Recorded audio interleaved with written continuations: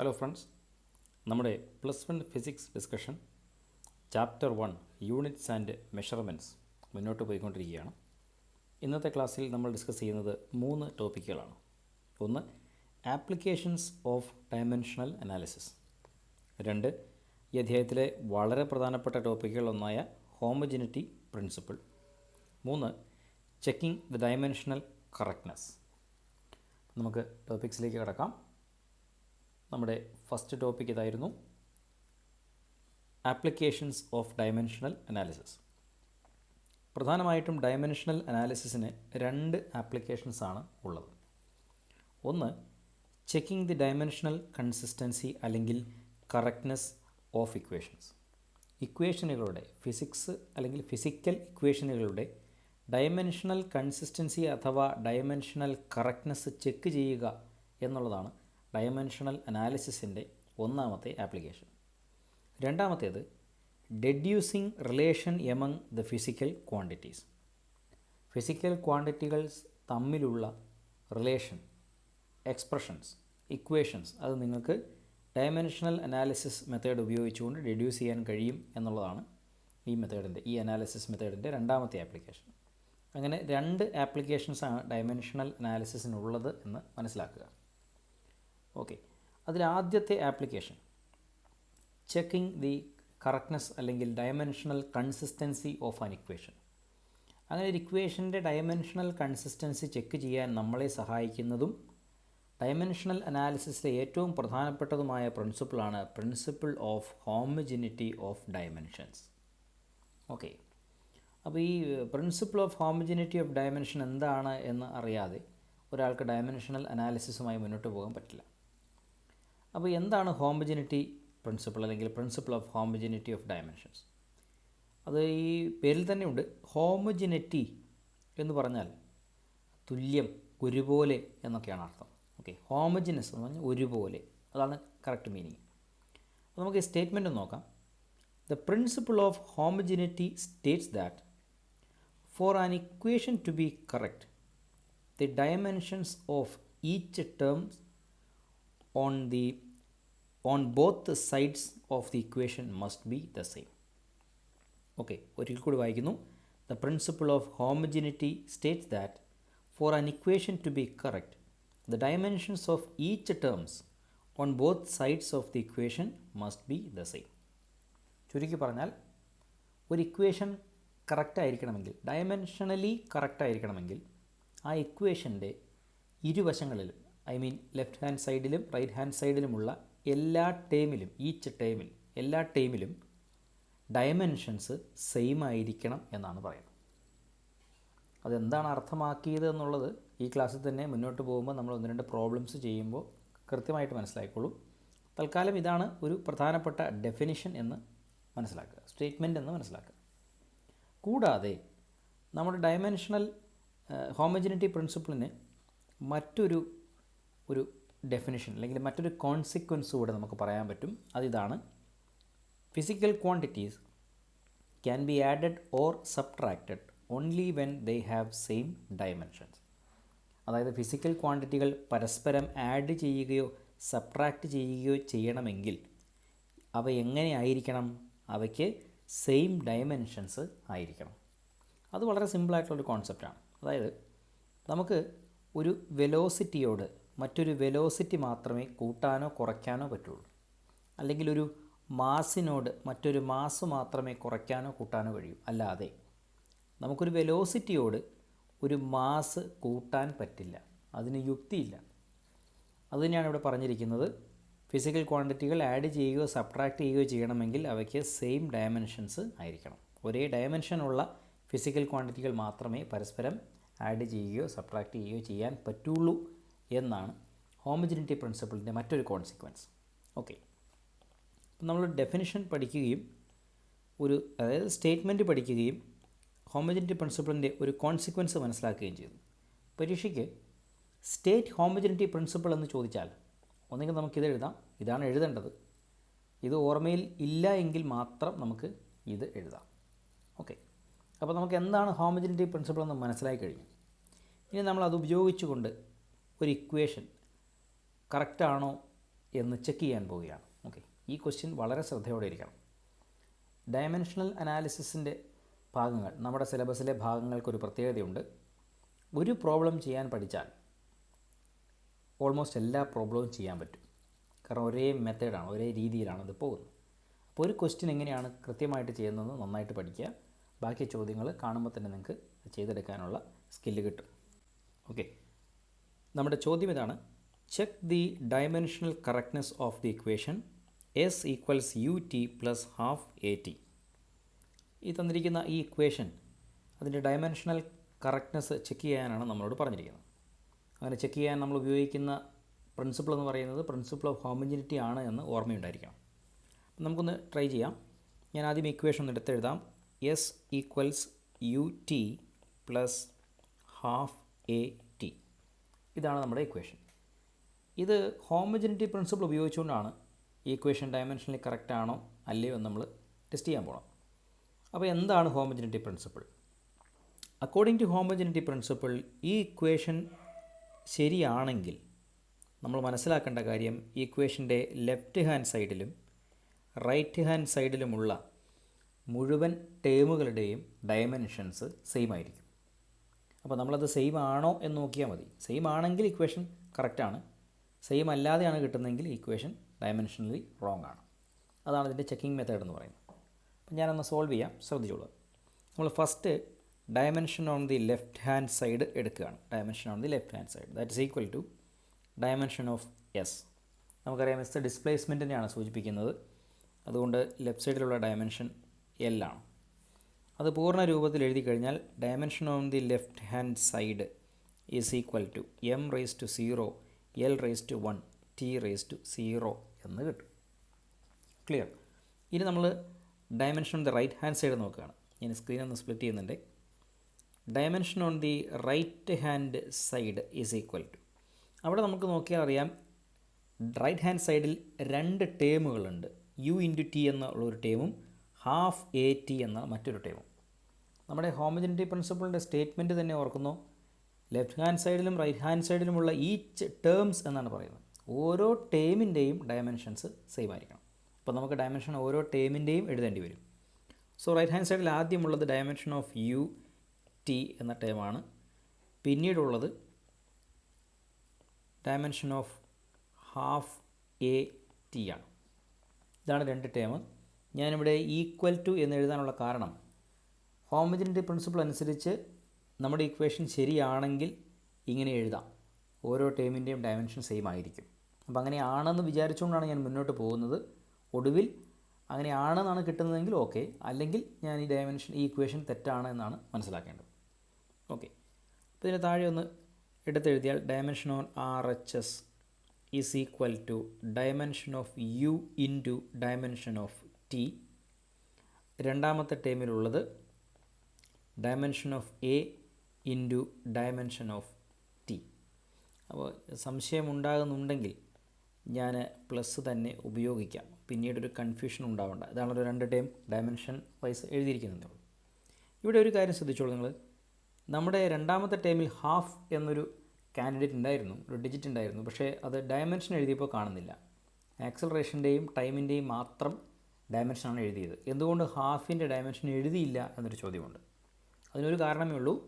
Half എന്നുള്ളത് ഒരു constant നമ്പറാണ്, ഒരു പ്യുവർ നമ്പറാണ്. പ്യുവർ നമ്പറിന് ഡയമെൻഷൻ ഇല്ല. പ്യുവർ നമ്പറുകൾക്ക് ഡയമെൻഷൻ ഇല്ല എന്നുള്ള കാര്യം നമുക്ക് യുക്തിവഹമായി ഒന്ന് ചിന്തിച്ച് നോക്കിയാൽ അറിയാം. എന്തായിരുന്നു ഡയമെൻഷൻ? ഒരു ഡിറൈവ്ഡ് ക്വാണ്ടിറ്റിക്ക് ഫണ്ടമെൻ്റൽ ക്വാണ്ടിറ്റീസുമായിട്ടുള്ള ബന്ധമായിരുന്നു ഡയമെൻഷൻ. ഒന്നാമത് ഇതൊരു ഡിറൈവ്ഡ് ക്വാണ്ടിറ്റി അല്ല. ഇനി അങ്ങനെ അല്ലെങ്കിൽ പോലും ഹാഫ് എന്ന നമ്പറിന് 7 ഫണ്ടമെൻ്റൽ ക്വാണ്ടിറ്റികളുമായിട്ട് ഒരു ബന്ധവും ഉണ്ടെന്ന് പറയാൻ പറ്റില്ല. 7 ഫണ്ടമെൻ്റൽ ക്വാണ്ടിറ്റികൾ ഉപയോഗിച്ചുകൊണ്ട് ഹാഫ് എന്ന നമ്പർ നമുക്ക് എഴുതാൻ പറ്റില്ല. അതുകൊണ്ടാണ് ഹാഫ് എന്നല്ല ഏതൊരു പ്യുവർ നമ്പറിനും ഡയമെൻഷൻ ഇല്ലാതാകുന്നു. ഓക്കെ, അപ്പോൾ നമ്മൾ ഡയമെൻഷൻ പ്രൊസീജിയറുമായിട്ട് മുന്നോട്ട് പോകുന്നു. ആദ്യത്തെ ആൾ നമുക്കറിയാം യു ആണ്. യു ഇനിഷ്യൽ വെലോസിറ്റി ആണ്. അപ്പോൾ ഡയമെൻഷൻ എഴുതാം. ഇനിഷ്യൽ ആയെങ്കിലും ഫൈനൽ ആണെങ്കിലും വെലോസിറ്റി ആയതുകൊണ്ട് എൽ ടി റേസ് ടു -1 എന്ന് എഴുതി. മിച്ചമുള്ളത് ടി റേസ് ടു 1 പ്ലസ് അടുത്ത കാൻഡിഡേറ്റ് ആക്സിലറേഷനാണ്. ആക്സിലറേഷൻ ഡയമെൻഷൻ നമുക്കറിയാം എൽ ടി റേസ് ടു -2 ശേഷമുള്ളത് ടി റേസ് ടു 1. ഓക്കെ, നമ്മൾ സിംപ്ലിഫൈ ചെയ്യുകയാണ്. അപ്പോൾ നമുക്കറിയാം എൽ ടി റേസ് ടു 0 എന്ന് കിട്ടി. അങ്ങനെ കിട്ടാൻ കാരണം ഇവിടെ ഒരു ടി റേസ് ടു -1 ഉണ്ട്, ഒരു ടി റേസ് ടു 1 ഉണ്ട്. അപ്പോൾ -1 + 1 എന്ന് കിട്ടും, അത് 0 ആണ്. രണ്ടാമത്തെ ടേമിലേക്ക് കിടക്കുമ്പോൾ എൽ ടി റേസ് ടു -1 എന്നാണ് കിട്ടുന്നത്. അതായത് ഇവിടെ ഒരു ടി റേസ് ടു -2 ഉണ്ട്, ഇവിടെ ഒരു 1 ഉണ്ട്. അപ്പോൾ -2 + 1 അത് -1 ആകും. അപ്പോൾ റൈറ്റ് ഹാൻഡ് സൈഡിൻ്റെ ഡയമെൻഷൻ നമുക്ക് ഇങ്ങനെയാണ് കിട്ടിയത്. ആദ്യ ടേമിൽ എൽ ടി റേസ് ടു 0, അല്ലെങ്കിൽ അത് പൂർണ്ണമായിട്ടൊന്ന് എടുത്ത് എഴുതിയാൽ M raise to 0 L raise to 1 T raise to 0 plus M raise to 0 L raise to 1 T raise to -1. ഇങ്ങനെയാണ് നമുക്ക് റൈറ്റ് ഹാൻഡ് സൈഡിൻ്റെ രണ്ട് ടേമിൻ്റെയും ഡയമെൻഷൻസ് കിട്ടിയത്. അപ്പോൾ ലെഫ്റ്റ് ഹാൻഡ് സൈഡുമായി കമ്പയർ ചെയ്യുമ്പോൾ ലെഫ്റ്റ് ഹാൻഡ് സൈഡിൻ്റെ ഡയമെൻഷനും റൈറ്റ് ഹാൻഡ് സൈഡിലെ ആദ്യത്തെ ടേമിൻ്റെ ഡയമെൻഷനും ഓക്കെയാണ്. പക്ഷേ രണ്ടാമത്തെ ടേമിൻ്റെ ഡയമെൻഷൻ കറക്റ്റ് അല്ല. ഇതുകൊണ്ട് നമ്മൾ മനസ്സിലാക്കേണ്ടത് നമ്മുടെ ഇക്വേഷൻ്റെ ലെഫ്റ്റ് ഹാൻഡ് സൈഡിലും റൈറ്റ് ഹാൻഡ് സൈഡിലുമുള്ള എല്ലാ ടേമുകളുടെയും ഡയമെൻഷൻസ് സെയിം അല്ല എന്നാണ് മനസ്സിലാക്കേണ്ടത്. അങ്ങനെ സെയിം അല്ലാത്തത് കൊണ്ട് നമുക്ക് വളരെ ബോൾഡായിട്ട് ഇക്വേഷൻ്റെ താഴെ എഴുതാം, അല്ലെങ്കിൽ ഈ ചോദ്യത്തിൻ്റെ താഴെയായിട്ട് എഴുതാം. Hence the equation is dimensionally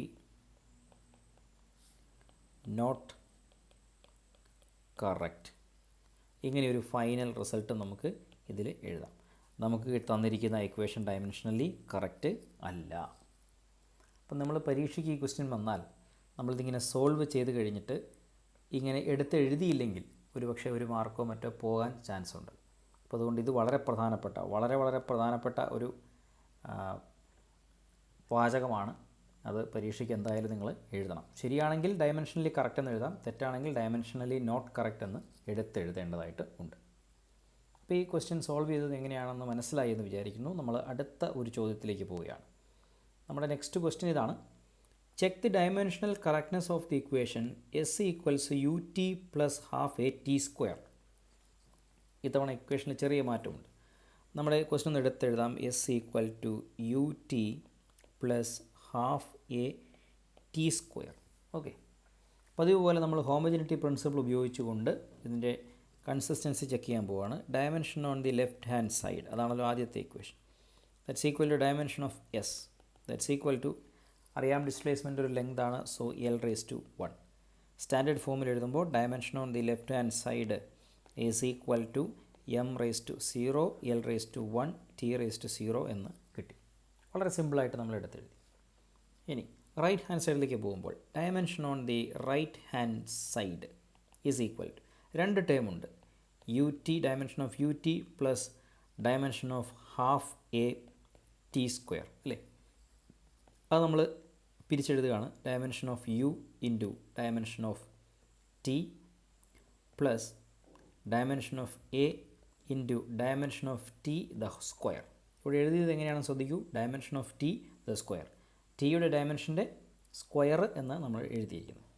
ഇനി അവയെ എക്സ്പാൻഡ് ചെയ്ത് കഴിഞ്ഞാൽ യു ഇനിഷ്യൽ വെലോസിറ്റിയാണ്, എൽ ടി റേസ് ടു -1, പിന്നീടുള്ള ടൈമാണ് T raise to 1 plus A ആക്സിലറേഷനാണ് L T raise to -2, then T raise to 1 the whole square. പ്രത്യേകം ശ്രദ്ധിക്കണം, ടിയുടെ ഡയമെൻഷൻ എഴുതി ടി റേസ് ടു 1, ടി അല്ല ടി സ്ക്വയർ ആയതുകൊണ്ട് ഹോൾ റേസ് ടു 2. ഇതിനെ വീണ്ടും നമുക്ക് സിംപ്ലിഫൈ ചെയ്യാൻ കഴിയും. അപ്പോൾ ഫസ്റ്റ് ടേമിൽ എൽ ടി റേസ് ടു 0 എന്ന് കിട്ടി, L raise to 1 T raise to 0. Second ടേമിൽ L T raise to -2 into T raise to 2 എന്ന് കിട്ടും. അങ്ങനെ കിട്ടാൻ കാരണം ഇവിടെ T raise to 1 the whole raise to 2 എന്നാണ്. നമുക്കറിയാം A raise to M the whole raise to N is equal to M into N എന്നായിരുന്നു. അതാണ് നമ്മുടെ എക്സ്പോണൻഷ്യൽ ഫംഗ്ഷൻ്റെ പ്രോപ്പർട്ടി ആയിട്ട് മുൻപൊരു ക്ലാസ്സിൽ ഞാൻ പറഞ്ഞിരുന്നു. ഈ പ്രോപ്പർട്ടി അറിയാതെ നമുക്ക് ഡയമെൻഷണൽ അനാലിസിസ് ചെയ്യാൻ പറ്റില്ല. അപ്പോൾ അത് ഉപയോഗിച്ചുകൊണ്ടാണ് വന്നത് 1 ഇൻറ്റു 2 2. ഇനി ഇത് വീണ്ടും സിംപ്ലിഫൈ ചെയ്യുകയാണ്. അപ്പോൾ നമുക്ക് കിട്ടുന്നത് M raise to 0 L raise to 1 T raise to 0 എന്ന് കിട്ടുന്നു, പ്ലസ് വീണ്ടും M raise to 0 L raise to 1 T raise to 0 എന്ന് തന്നെ കിട്ടുന്നു. ഇവിടെ ടി റേസ് ടു -2 ഉണ്ട്, പിന്നെ ഒരു +2 ആണ്. അപ്പോൾ -2 + 2 0 ആയി പോകും. ഇനി ചെക്ക് ചെയ്ത് കഴിഞ്ഞാൽ ഇപ്പോൾ നമുക്ക് കിട്ടിയിരിക്കുന്നത് dimension on the right hand സൈഡാണ്. ഇനി നമ്മൾ കമ്പയർ ചെയ്ത് കഴിയുമ്പോൾ നമുക്ക് മനസ്സിലാവും ലെഫ്റ്റ് ഹാൻഡ് സൈഡിൻ്റെ ഡയമെൻഷൻ തന്നെയാണ് റൈറ്റ് ഹാൻഡ് സൈഡിലെ 2 ടേമിനും ഉള്ളത്. അല്ലെങ്കിൽ ഈ ഇക്വേഷനിലെ ലെഫ്റ്റും റൈറ്റുമായിട്ടുള്ള എല്ലാ ടേമിലും ഒരേ ഡയമെൻഷനാണ്. അപ്പോൾ നമുക്ക് വളരെ ബോൾഡായിട്ട് താഴെ റിസൾട്ടായിട്ട് എടുത്തെഴുതാം. Hence the equation is dimensionally correct. ഇപ്പോഴാണ് ഈ ഇക്വേഷൻ ഡയമെൻഷനലി കറക്റ്റ് ആയത്. ഓക്കെ, അപ്പോൾ നമ്മൾ കറക്റ്റായ ഇക്വേഷൻ്റെ ഒരു എക്സാമ്പിളും കണ്ടു, കറക്റ്റ് അല്ലാത്ത ഇക്വേഷൻ്റെ ഒരു എക്സാമ്പിളും കണ്ടു. അപ്പോൾ ഈ 2 പ്രോബ്ലങ്ങൾ എങ്ങനെയാണ് ചെയ്തതെന്ന് മനസ്സിലായെന്ന് ഞാൻ വിചാരിക്കുന്നു. രണ്ടും ഒരേ സമാനമായ ഇക്വേഷൻ എടുത്തതിന് കാരണം ആ പ്രൊസീജിയർ ഒന്നുകൂടെ ഒന്ന് ഫെമിലിയർ ആകാൻ വേണ്ടിയിട്ടാണ്. ഇനി ഒരു കാര്യം ശ്രദ്ധിക്കുക, നമ്മുടെ ക്വസ്റ്റ്യൻ ഇങ്ങനെയായിരുന്നു എന്ന് വിചാരിക്കുക. ഓക്കെ, അതായത് നമ്മുടെ ക്വസ്റ്റ്യനിൽ തന്നിരിക്കുന്ന ഇക്വേഷൻ ഇതാണെന്ന് വിചാരിക്കുക. S is equal to U T plus 3/2 A T square. ഇങ്ങനെ ഒരു ഇക്വേഷൻ ആയിരുന്നു നമ്മുടെ ക്വസ്റ്റ്യനിലെങ്കിൽ നമ്മൾ എങ്ങനെ സൊല്യൂഷൻ കാണും? സൊല്യൂഷൻ കാണുമ്പോൾ എന്താണ് കിട്ടുക? ലെഫ്റ്റ് ഹാൻഡ് സൈഡിൽ ഡിസ്പ്ലേസ്മെൻ്റ് ആണ്. ഡിസ്പ്ലേസ്മെൻ്റ് ആയതുകൊണ്ട് ഇത് തന്നെയാണ് നമുക്ക് കിട്ടാൻ പോകുന്ന ഡയമെൻഷൻ. റൈറ്റ് ഹാൻഡ് സൈഡിൽ ആദ്യത്തെ ടൈം യു ടി ആണ് നമുക്ക് കിട്ടാൻ പോകുന്ന ഡയമെൻഷൻ ഇത് തന്നെയാണ്. റൈറ്റ് ഹാൻഡ് സൈഡിൽ 3/2 എ ടി സ്ക്വയർ എന്നാണ്. ഇവിടെ ഹാഫ് എ ടി സ്ക്വയർ ആയിരുന്നു, പക്ഷേ തൊട്ടടുത്ത സ്റ്റെപ്പിൽ ഹാഫ് ഒഴിവാക്കുകയാണ്. ഡയമെൻഷൻ എടുക്കുമ്പോൾ ആക്സലറേഷൻ ടൈം മാത്രമേ പരിഗണിക്കുന്നുള്ളൂ. ഈ 2 കാൻഡിഡേറ്റ്സിനെ മാത്രമേ പരിഗണിക്കുന്നുള്ളൂ. ഇതിൻ്റെ മാത്രമാണ് നമ്മൾ ഡയമെൻഷൻ കാണുന്നത്, 3/2 പരിഗണിക്കുന്നില്ല. അപ്പോൾ നമ്മൾ ഈ ഇക്വേഷൻ ചെയ്തു വന്നാലും നമുക്ക് കിട്ടാൻ പോണത് ലെഫ്റ്റ് ഹാൻഡ് സൈഡിലും റൈറ്റ് ഹാൻഡ് സൈഡിലെയും എല്ലാ ടൈമിലും ഒരേ ഡയമെൻഷനാണെന്ന് കിട്ടും. അപ്പോഴും നമ്മൾ എടുത്തെഴുതും hence the equation is dimensionally correct. പക്ഷേ നമുക്കറിയാം ഏറ്റവും കറക്റ്റായ ഇക്വേഷൻ ഇതാണ്. ഇത് ഇക്വേഷൻ ഓഫ് മോഷനിലെ ഒരു ഇക്വേഷനാണ്. കൈനമാറ്റിക്സ് ഇക്വേഷനിൽ ഒരു ഇക്വേഷനാണിത്. S is equal U T plus half A T square എന്നുള്ളതാണ് കറക്റ്റ് ഇക്വേഷൻ, നമുക്കറിയാം. പക്ഷെ നമുക്ക് തന്നിരുന്നത് ഇങ്ങനെ ആയിരുന്നെങ്കിലും നമുക്ക് കിട്ടാൻ പോകുന്നത് ഡയമെൻഷനലി കറക്റ്റ് എന്ന് തന്നെയാണ്. അവിടെയാണ് ഒരു പ്രശ്നം. ഡയമെൻഷണൽ അനാലിസിസിൻ്റെ ഒരു പോരായ്മയാണത്. നമുക്ക് ഡയമെൻഷനലി കറക്റ്റായിട്ട് കിട്ടി എന്ന് കരുതി അത് തന്നെയാണ് എക്സാക്റ്റ് ഇക്വേഷൻ എന്ന് വിചാരിക്കരുത്. ഞാൻ പറഞ്ഞത് മനസ്സിലായോ? ഡയമെൻഷനലി കറക്റ്റാണ് എന്ന് കിട്ടിയെങ്കിലും എക്സാക്റ്റ് ഇക്വേഷൻ അതാണെന്ന് വിചാരിക്കരുത്. അങ്ങനെ നമുക്ക് ഉറപ്പിച്ച് പറയാൻ പറ്റില്ല. ഓക്കെ, പക്ഷേ ഡയമെൻഷനലി റോങ് ആയിട്ട് കിട്ടിയെന്ന് വിചാരിക്കുക. മുൻപ് പറഞ്ഞ എക്സാമ്പിൾ പോലെ ഡയമെൻഷനലി നോട്ട് കറക്റ്റ് എന്നാണ് കിട്ടിയിരുന്നതെങ്കിൽ 100% ഈ ഇക്വേഷൻ തെറ്റാണ്. ഓക്കെ, 100% ഈ ഇക്വേഷൻ തെറ്റാണ്. അപ്പോൾ ഡയമെൻഷണൽ അനാലിസിസ് ഉപയോഗിച്ചുകൊണ്ട് ഒരു ഇക്വേഷൻ്റെ ഡയമെൻഷണൽ കറക്റ്റ്നെസ് മാത്രമേ ചെക്ക് ചെയ്യാൻ പറ്റൂ. അല്ലാതെ ആ ഇക്വേഷൻ എക്സാക്റ്റ് ഇക്വേഷൻ ആണോ എന്ന് ചെക്ക് ചെയ്യാനൊന്നും പറ്റില്ല. പക്ഷേ ഡയമെൻഷനലി റോങ് ആയിട്ടാണ് കിട്ടുന്നതെങ്കിൽ 100% ഇക്വേഷൻ തെറ്റാണ്. അത് എക്സാക്റ്റ്ലി ആ ഇക്വേഷൻ തെറ്റാണ് എന്ന് നമുക്ക് പറയാൻ പറ്റും. ഓക്കെ, ആ കൺസെപ്റ്റ് ക്ലിയർ ആയെന്ന് ഞാൻ വിചാരിക്കുകയാണ്. ഇനിയും സംശയം നിലനിൽക്കുകയാണെങ്കിൽ എന്താണ് നിങ്ങളുടെ സംശയമെന്ന് വളരെ കൃത്യമായിട്ട് താഴെ കമൻറ്റ് ബോക്സിലേക്ക് ഇടുക. ഓക്കെ, അപ്പോൾ അതുതന്നെയാണ് നമ്മൾ അടുത്ത ഒരു ഭാഗത്ത് പറയാൻ പോകുന്നത്. A dimensionally correct equation need not be an exact equation. Dimensionally ശരിയായ ഒരു ഇക്വേഷൻ എക്സാക്റ്റ് ഇക്വേഷൻ ആകണമെന്ന് ഇല്ല. പക്ഷേ a dimensionally wrong equation must be wrong. എന്നാൽ ഡയമെൻഷനലി റോങ് ആയി കിട്ടിയ ഒരു ഇക്വേഷൻ 100% റോങ് ആയിരിക്കും. That is perfectly wrong. Perfectly wrong എന്ന പ്രയോഗം തെറ്റാണ് എങ്കിലും അതെന്തായാലും തെറ്റാണ്. ഓക്കെ, അപ്പോൾ നമുക്ക് ഡയമെൻഷണൽ കൺസിസ്റ്റൻസി ഉപയോഗിച്ചുകൊണ്ട് ശരിക്കും പറഞ്ഞാൽ ഉറപ്പാക്കാൻ കഴിയുന്നത് ഇക്വേഷൻ 100% തെറ്റാണോ എന്ന് മാത്രമേ ചെക്ക് ചെയ്യാൻ കഴിയൂ. 100% ശരിയാണ് എന്ന് ഡയമെൻഷണൽ അനാലിസിസിന് പറയാൻ കഴിയില്ല. ഓക്കെ, ഇപ്പോൾ ഈ പോയിൻ്റ് വളരെ പ്രധാനപ്പെട്ടൊരു പോയിൻ്റാണ്, അത് മനസ്സിലുണ്ടാവണം. നമ്മൾ ഒരു പ്രോബ്ലത്തിലൂടെ പോവുകയാണ്. Check the homogeneity of the equation half M V square is equal to M G H. ഇതവണ ആ ക്വസ്റ്റ്യൻ്റെ പ്രയോഗം ഒന്ന് ശ്രദ്ധിക്കണേ. Check the homogeneity of the equation. Question പേപ്പറിൽ ഇങ്ങനെ ഒരു ക്വസ്റ്റ്യൻ കാണുമ്പോൾ നമ്മൾക്ക് പഠിപ്പിക്കാത്തൊരു ടോപ്പിക്കിൽ നിന്നാണോ വന്നത്, ഇത് എവിടെ നിന്നാണ് വന്നതെന്നുള്ള കൺഫ്യൂഷനൊന്നും വേണ്ട. ഹോമോജിനിറ്റി എന്ന വാക്ക് നമ്മൾ ഈ വർഷം ഇവിടെ പ്രിൻസിപ്പിൾ ഓഫ് ഹോമോജനിറ്റിയിൽ മാത്രമേ പഠിക്കുന്നുള്ളൂ. അതുകൊണ്ട് യാതൊരു കൺഫ്യൂഷനും വേണ്ട. ചോദ്യം വന്നിരിക്കുന്നത് ഹോമോജനിറ്റി പ്രിൻസിപ്പിളിൻ്റെ ആപ്ലിക്കേഷൻ തന്നെയാണ്, അതായത് ഡയമെൻഷണൽ അനാലിസിസിൻ്റെ ആപ്ലിക്കേഷൻ തന്നെയാണ്. പിന്നെ ചെക്ക് എന്നുള്ളത് കൊണ്ട് തന്നെ നമുക്കറിയാം ഫസ്റ്റ് ആപ്ലിക്കേഷനാണ് ചോദിച്ചിരിക്കുന്നത്. അപ്പോൾ ഈ ഇക്വേഷൻ ഡയമെൻഷനലി കറക്റ്റ് ആണോ എന്ന് ചെക്ക് ചെയ്യാനാണ് ചുരുക്കി പറഞ്ഞാൽ ഈ ക്വസ്റ്റ്യൻ പറഞ്ഞിരിക്കുന്നത്. നമുക്ക് നോക്കാം. ആദ്യം നമ്മൾ ഇക്വേഷൻ എടുത്തെഴുതുന്നു. Half M V square is equal to M G H. Okay, നമ്മൾ dimension on the left hand side എടുക്കുന്നു. Dimension on the left hand side is equal to half നമ്മൾ പരിഗണിക്കാറില്ല, കാരണം അതൊരു പ്യുവർ നമ്പറാണ്. M V square. അതെ, ഇനി പിരിച്ചെഴുതുന്നു. Dimension M into dimension of V the whole square, right. Then mass എഴുതുന്നു എം റേസ് ടു 1. ദെൻ വെലോസിറ്റിയാണ് എൽ ടി റേസ് ടു -1. തീർന്നില്ല, ദ ഹോൾ സ്ക്വയർ, കാരണം ഇവിടെ വെലോസിറ്റിയുടെ സ്ക്വയർ ആണ്. അപ്പോൾ നമ്മൾ ഇതൊന്ന് എക്സ്പാൻഡ് ചെയ്ത് കഴിഞ്ഞാൽ L raise to 1 the whole raise to 2, 1 into 2 എന്ന് വരും, 2 വരും. അതുപോലെ T raise to -1 whole raise to 2, -1 into 2 -2 എന്ന് വരും. അപ്പോൾ അതാണ് അടുത്ത ഭാഗത്ത് എഴുതാൻ പോകുന്നത്. M raise to 1 then L raise to 2 T raise to -2. അപ്പോൾ dimension on the left hand side നമുക്ക് ഇങ്ങനെ കിട്ടി. M raise to 1 L raise to 2 T raise to -2. Okay, അപ്പോൾ അത് ക്ലിയർ ആയിരിക്കും. ഇനി നമ്മൾ റൈറ്റ് ഹാൻഡ് സൈഡിലേക്ക് പോവുകയാണ്.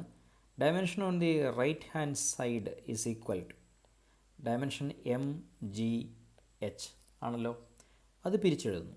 Dimension of M into dimension of G into dimension of H. അതിൽ എം മാസ് ആണെന്നറിയാം, എം റേസ് ടു 1 പവർ 1 ആണ്. ദറ്റ് ജി സൂചിപ്പിക്കുന്നത് ആക്സിലറേഷൻ ഡ്യൂ ടു ഗ്രാവിറ്റിയാണ്. ആക്സിലറേഷൻ ഡ്യൂ ടു ഗ്രാവിറ്റി ആയാലും അത് ബേസിക്കലി ആക്സിലറേഷൻ ആണെന്ന് നമുക്കറിയാവുന്നതുകൊണ്ട് എൽ ടി റേസ് ടു -2 ആണ് ഡയമെൻഷൻ. അത് മനസ്സിലായെന്ന് വിചാരിക്കുന്നു കേട്ടോ. ജി എന്ന് പറഞ്ഞാൽ ആക്സിലറേഷൻ ഡ്യൂ ടു ഗ്രാവിറ്റിയാണ്. Acceleration due to gravity, due to എന്തായാലും കൊള്ളാം, ക്വാണ്ടിറ്റി ആക്സിലറേഷനാണ്, റൈറ്റ്. അടുത്ത ടൈമിലുള്ളത് എച്ച് ആണ്.